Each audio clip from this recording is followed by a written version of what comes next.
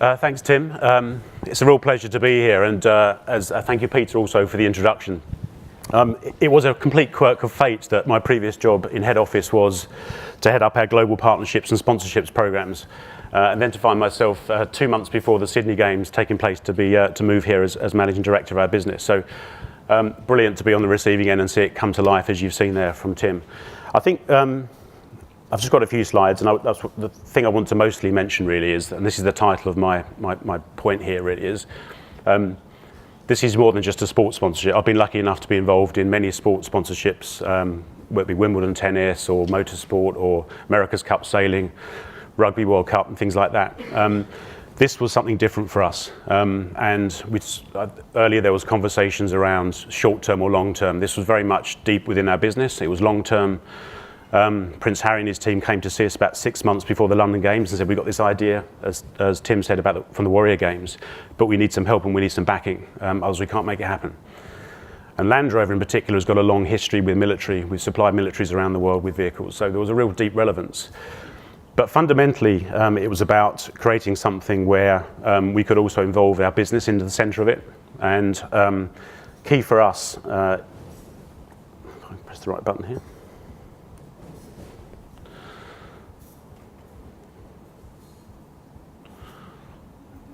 Oh, that's failed at the first hurdle there. Let's try that. There we go.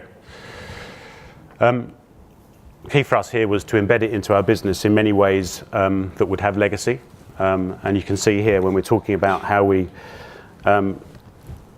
involve ex-service personnel and actually employment in our business. One of the things that we've grown very fast as a business, but we really lack recruitment of engineering skills, of leadership skills. And therefore, how could we not just look at the men and women that were wounded, injured or sick from serving, but also lots of men and women that leave the armed forces every year and find themselves in civilian street trying to build a career after their service. So that was really key to us to try and build a program of employment in our business. How could we also then get our employees themselves competing, those that had served in the games themselves? How could we build pride and motivation within our internal team to feel part of a company that was investing in this sorts of activity? And then actually, as we led into the Sydney Games, and I'll touch on this a bit later, we are investing huge amounts, as other car companies are, in autonomous driving and mobility. How can we actually work with some of these men and women that have these horrendous disabilities to see how technology can help bring mobility and independence to their lives through autonomous driving? And that technology is here now, but is a core part of our business going forward. So making that connection was really important. So just touching very briefly, we have actually, I won't read everything on the chart here, you can read it, but we've actually now recruited more than 1,000 men and women into our business from the armed forces. We signed a covenant in 2014 to make this a key priority for us. And globally now we have 1,000 people now we've recruited directly through those channels. And since 2015, we had 30 people that were wounded, injured or sick from serving that went on a program with us about inspiring tomorrow's workforce. And now 75% of those people are working within our business in various departments, whether it be engineering or marketing, sales, service, finance, across our business completely. And not only that, after the Invictus Games in Orlando, we've now had a program to recruit ex-military people into our dealerships across the country. So where we don't have manufacturing in America, we do have many dealerships that need technicians, service advisors, front-end staff, salespeople. We now have 180 people that we recruited through the American services into our businesses in there. And on the back of the Sydney Games in 2018, we've now started a program to do exactly the same here in Australia, and we're working with a fantastic organisation called Ironside, who are helping us now write training programs and plans and pathways to get servicemen and women in Australia working in our businesses around Australia.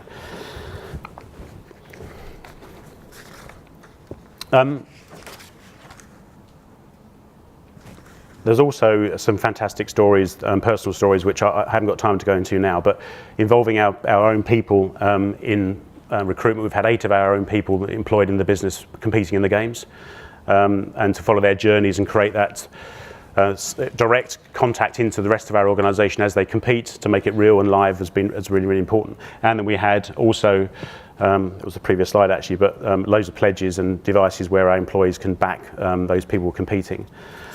And the last slide here, which you can see, goes back to my earlier point about how do we actually make the relevance of our technology in our business to connect with people that have these disabilities. And these aren't just people that have served in the military. There are obviously lots of people that, through various reasons, find themselves immobile with disabilities.